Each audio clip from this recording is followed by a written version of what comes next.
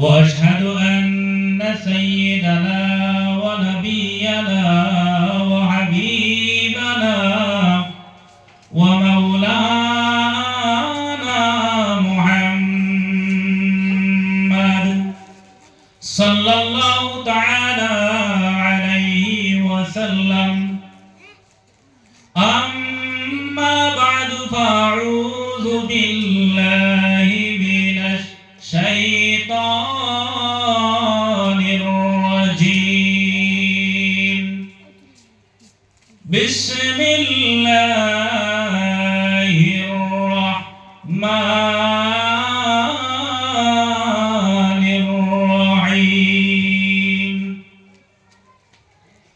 قل هل يستوي الذين يعلمون والذين لا يعلمون.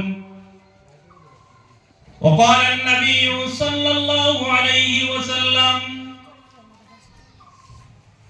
طلب العلم فريضة على كل مسلمة أو مسلمة، أو كما قال عليه الصلاة والسلام. وقال تعالى: إن الله وملائكته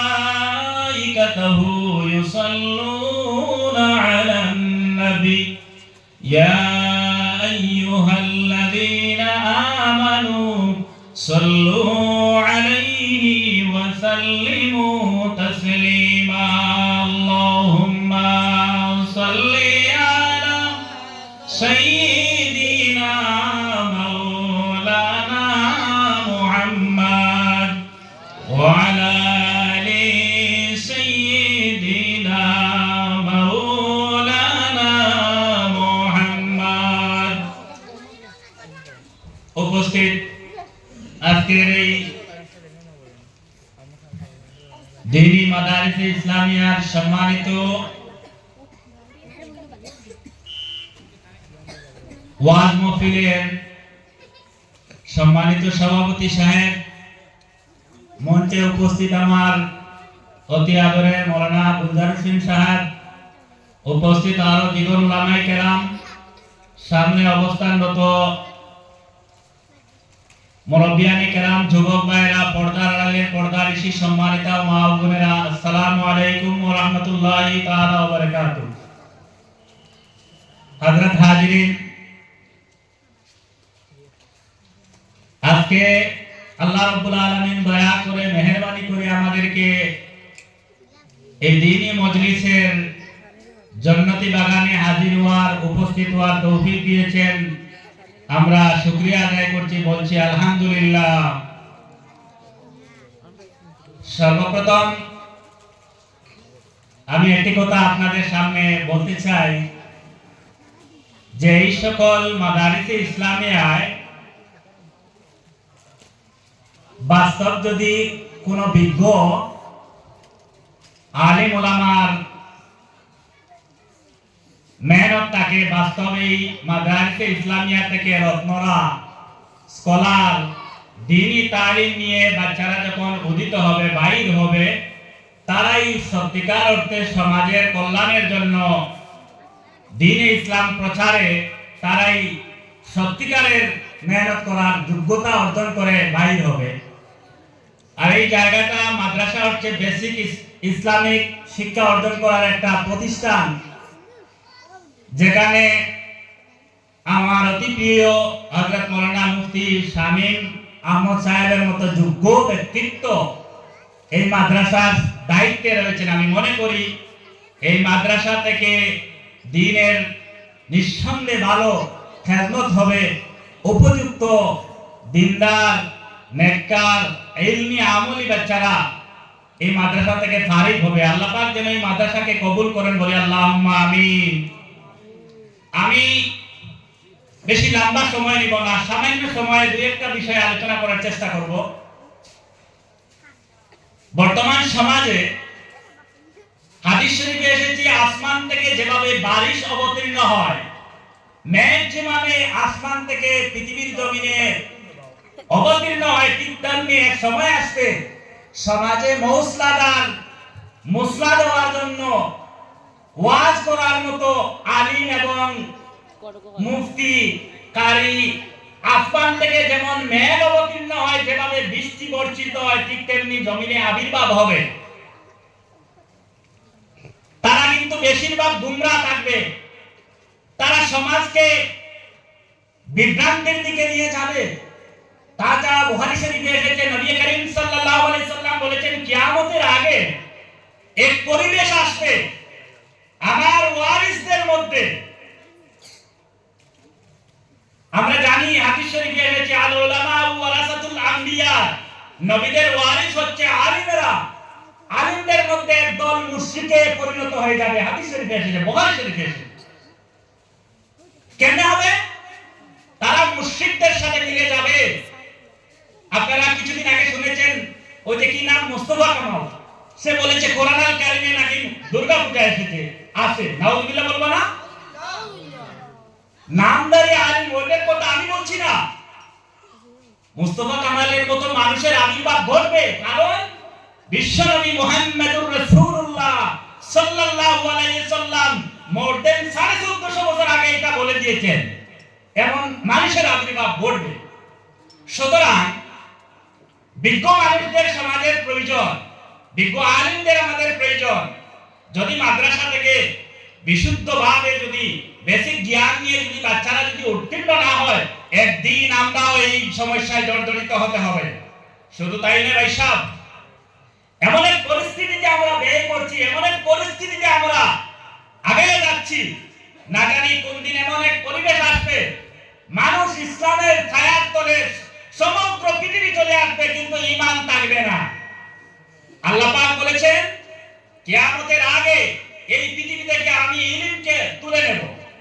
হাদিসে কুরসি, ইলমকে কেমনে তুলবো? হক্কানি রব্বানি আলিমদেরকে মৃত্যু করে নেব। ইলম জমিনে থাকবে না, থাকবে মুস্তাফা কামালের মতো মানুষগুলা জমিনে। তারা বলবে কোরআনের মূর্তি পূজা আছে, কোরআনে আরো আবিজাবি বলবে, যা তাদের মন গড়া বানাও থাকবে।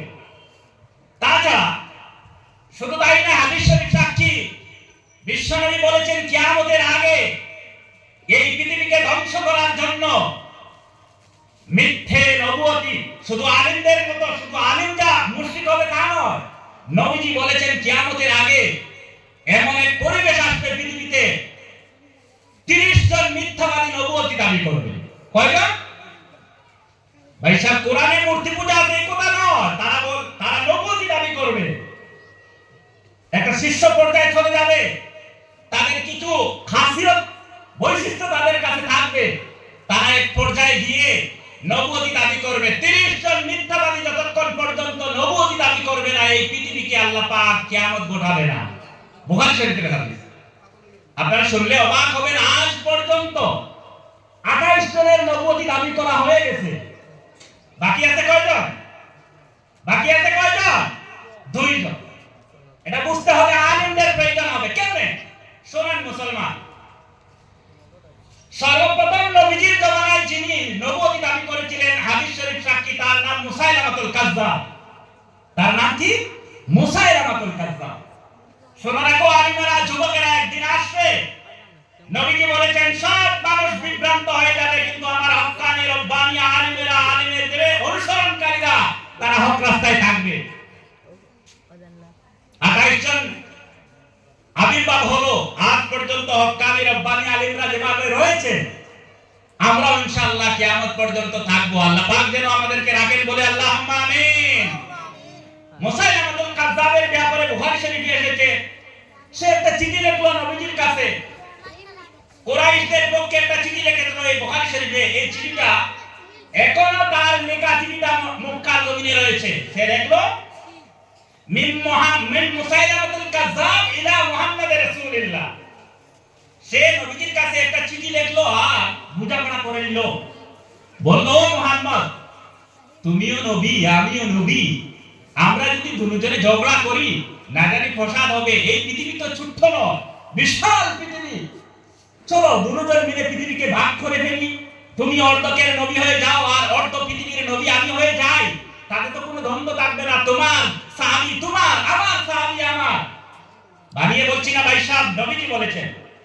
আমার মূল উদ্দেশ্য মাদ্রাসার শিক্ষা কেন জরুরি?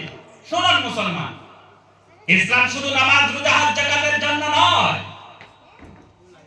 এই সকল ওয়াজের মহফিলে আমরা কি জানতে চাই, কি শুনবো আজকে?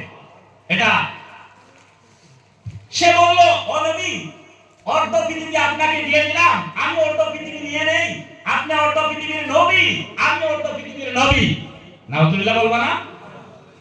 এই চিঠি নিয়ে রাষ্ট্রদূত যাকে চিঠি খবর দিয়ে চিঠি নিয়ে আসলো নবীজির সামনে। নবীজি এই চিঠিকে আপনাকে পড়ে দেখলেন, মিন মুহাম্মদ রাসূলুল্লাহ ইলা মিন মুসাইলামা রাসূলুল্লাহ ইলা মুহাম্মদ রাসূলুল্লাহ। চিঠি খুলে দেখলেন মুসাইলামাতুল কাযযাব বলছে, আমি নবী মুসাইলামাতুল কাযযাবের পক্ষ থেকে নবীজির কাছে মুহাম্মদুর রাসূলুল্লাহর কাছে আমি চিঠি লিখলাম।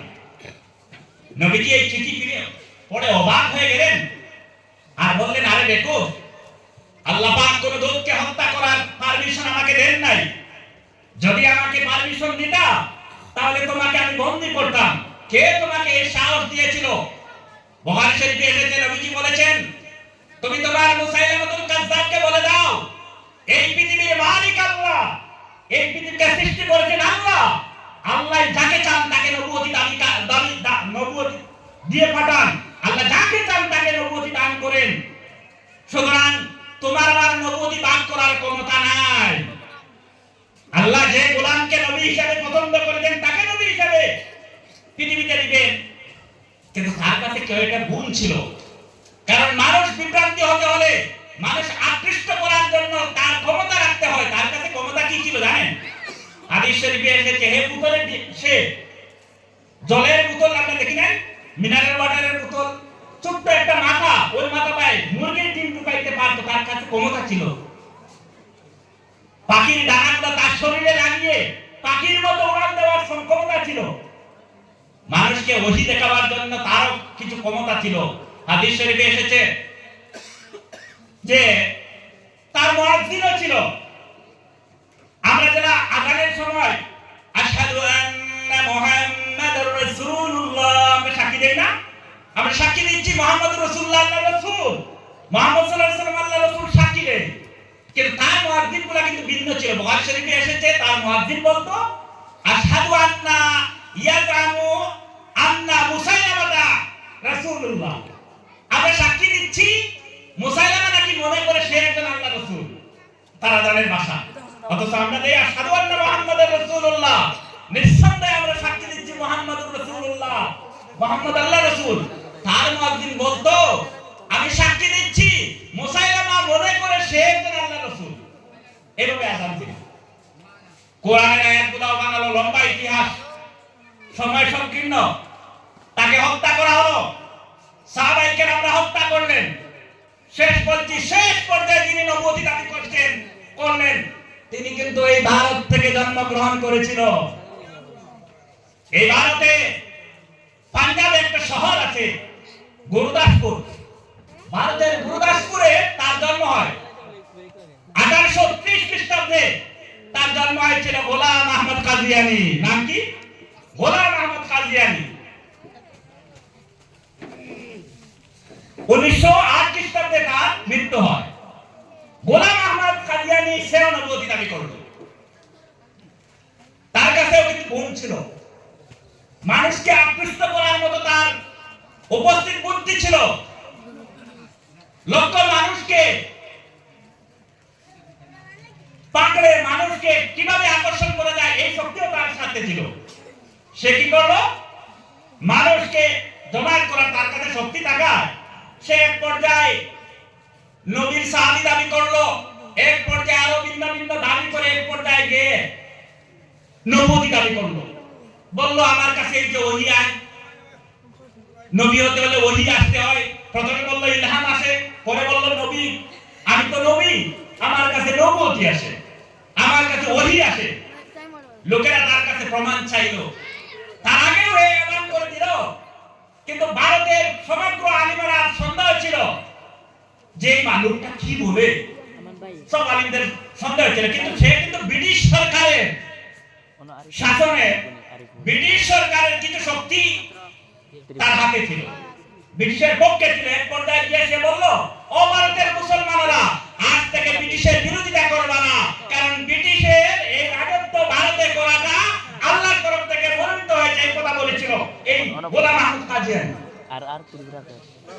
গোলাম আহমদ কাদিয়ানী বলেছিল। সুতরাং গোলাম আহমদ কাদিয়ানীকে ব্রিটিশ সরকার সহযোগিতা করেছিল। ভারতের আলিমেরা কথা বলতে শক্তি পায় নাই, বেশি সময় পাইল না। কিছুদিনের ভিতরে সে এলান করে দিল, ও পৃথিবীর মুসলমানেরা, আমি নবুয়তি দাবি করলাম। আমার নবুয়তের উপরে যদি তোমাদের কোনো সন্দেহ থাকে তাহলে 3 দিনের ভিতরে, ভিন্ন কথা এসেছে, 3 দিনের ভিতরে আমার মোকাবেলা করবা, নতুবা আমি একতরফা নবী হয়ে গেলাম। কিন্তু শরীয়তের বিধান হচ্ছে কোন মানুষ যদি নবী দাবি করে, নবুয়তের নবী দাবি করে, নবীজি বলেছেন তার কাছে নবুয়তের প্রমাণ চাওয়াও জায়েজ নয়। কারণ কারো কাছে যদি আমি প্রমাণ চাই, একথা প্রমাণ হয়ে যায় যে উপযুক্ত প্রমাণ দিলে তাকে নবী মানতে হবে। সুতরাং 1400 বছর আগে নবীজি এটা ফাইনাল করে দিয়েছেন, কেউ যদি নবুয়তি দাবি করে তার কাছে নবুয়তের প্রমাণও আমরা চাইব না, চাওয়া জায়েজ নয়। আহলে সুন্নাত ওয়াল জামাতের আকীদা। কিন্তু দিল্লির সেই সময় সেজন্য বিভিন্ন কথা বলতেছে, সেই সময় দিল্লির জামে মসজিদের ইমাম ছিলেন শাহ আতাউল্লাহ বুখারী। তিনি কিন্তু ছাড়লেন না, ধরে ফেললেন, বলেন ভাই সব তোমার চ্যালেঞ্জকে আমি গ্রহণ করলাম। দিল্লিতে একটা সভা হলো, লক্ষ লক্ষ আলিম উলামাদের সমাগম হলো। আতাউল্লাহ শাহ আসলেন, আর কাদিয়ানী নামক মিথ্যাবাদী কাফির, নবুয়তি দাবি করা কাফির উপস্থিত হলো তার নবুয়তির ঝান্ডা নিয়ে। শাহ আতাউল্লাহ বুখারী বললেন, ভাই সব তোমাকে নবুয়তির দলিল আমি চাইব না, আমি একটা কথা বলবো, কে তোমাকে সাহস দিয়েছে নবুয়তি দাবি করার? এই শক্তি তুমি কোথায় পেয়েছো বলো আমাকে। সে বলছে, এই যে কোরআন আল কারীমে আয়াত আছে, কোরআন আমাকে সাপোর্ট করেছে। দেখো ঈসা আলাইহিস সালাম বলেছেন, ইয়াতি মিন বাদ ইসমুহু আহমদ, আমার পরে একজন নবী আসবা, তার নাম হবে আহমদ। আমি তো আহমদ, তোমার কোরআন বলছে, আমাকে এই পারমিশন আল্লাহ দিয়েছে। আরো ভিন্ন কথা সে বলেছিল। শেষ পর্যায়ে গোলাম আহমদ কাদিয়ানীকে আতাউল্লাহ বুখারী বললেন, ও ভাই সব তোমার নাম তো গোলাম আহমদ না, তোমার নাম গোলাম আহমদ। যে আহমদের কথা বলা হয়েছে সে আহমদের গোলাম তুমি, কেমনে তুমি নবী হলা? সে বলল, আতাউল্লাহ সাহেব, আমার নামের মধ্যে গোলামটা আমার লকব, আমি আমার লকব আমার হাত দিয়ে কেটে দিলাম, আমি আহমদ হই। সুতরাং আজকে তো তোমার আপত্তি করতে পারো না, তুমি যদি কোরআন মানো আমাকে নবী মানতে হবে। আতাউল্লাহ সাহেব বললেন, ভাই সাহেব সুন্দর ফতোয়া দিয়েছেন, আপনি মুফতি, আপনি শুধু নবী নয়, আপনি মুফতি বটে। কাজেই আপনার ফতোয়া দিয়ে আমি গ্রহণ করে নিলাম, আমার নাম আতাউল্লাহ। তুমি যেমন তোমার নামের প্রথম অংশ বাদ দিতে পারো, আমি আতাউল্লাহর নামের প্রথম অংশ আমি আতা বাদ দিয়ে দিলাম, আমি আল্লাহ হয়ে গেলাম। আমি আল্লাহ হয়ে বলছি, তোমার মতো কথাকে আমি নবুয়তি দেই নাই, বলো সুবহানাল্লাহ। আতাউল্লাহ বুখারী বললেন, আমার নামের প্রথম অংশ তোমার ফতোয়া দিয়ে আমার নামের প্রথম অংশ বাদ দিয়ে দিলাম। আতাউল্লাহ থেকে আতা বাদ দিলে কি হয়? আল্লাহ হই। তোমার ফতোয়া দিয়ে তোমাকে আমি ভণ্ড সাবিত করে দিলাম। শেষ পর্যন্ত নবীজি বলেছেন, যারা নবুয়তি দাবি করবে তাদের মৃত্যু হবে পায়খানার ভিতরে, তাদের মৃত্যু হবে অগ্নিদণ্ড হয়ে। গোলাম আহমদ কাদিয়ানী ইউসুফ সার্চ ইন্টারনেট বাউচারে সার্চ করে দেখুন, গোলাম আহমদের কাদিয়ানীর মৃত্যু হয়েছে টয়লেটে। সুবহানাল্লাহ বলবো না? সুতরাং এই সমস্ত জ্ঞান অর্জন করার জন্য, ইসলাম ধ্বংস করার জন্য ভিন্ন ভিন্ন সময় ভিন্ন ভিন্ন মুসাইব আসবে। এই সমস্ত মুসাইব থেকে বাঁচার জন্য মুজাহিদিনদের প্রয়োজন হবে, উপযুক্ত শিক্ষার প্রয়োজন হবে। সুতরাং আমি প্রথমেই বলেছি, প্রত্যেকটা মাদ্রাসার মধ্যে আমার মুফতি শামীম সাহেবের মতো বিজ্ঞ আলিম হাফিজ মুফতিদের প্রয়োজন আছে। যদি না থাকেন, গোলাম আহমদ কাদিয়ানীর মতো আরো মানুষ জন্মগ্রহণ করবে এই পৃথিবীতে, আর 2 জন যদি জন্মগ্রহণ করে পৃথিবী শেষ হয়ে যাবে।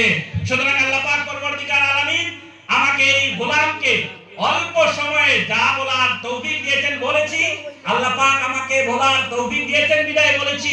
আপনারা যা শুনেছেন অন্ততপক্ষে আমল করার তৌফিক দান করুন, বলি আল্লাহুম্মা আমিন। আর পৃথিবীর জমিনে সময় সময় ভিন্ন ভিন্ন গজব আসবে, ভিন্ন ভিন্ন প্রকৃতির মাঝে ইসলামের নাম দিয়ে মানুষকে বিভ্রান্তি করার পন্থা অবলম্বন করা হবে।